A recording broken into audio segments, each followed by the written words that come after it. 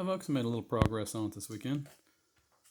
Got it all tested, the burner cleaned out, everything bead blasted and repainted. New gauge on there. Cleaned up the siphon and water glass. It's got 2 valves so you can shut off the glass tube if it bursts. We got a valve down here. I'm not sure that's tight enough. Got my kit coming for the burner.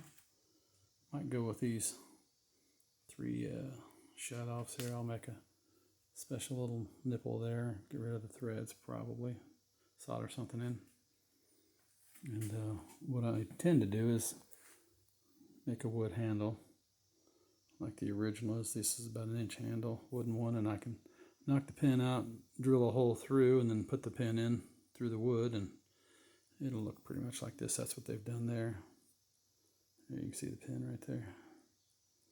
So I'll probably do that in oak, something like that. We'll see what happens. But she's coming along.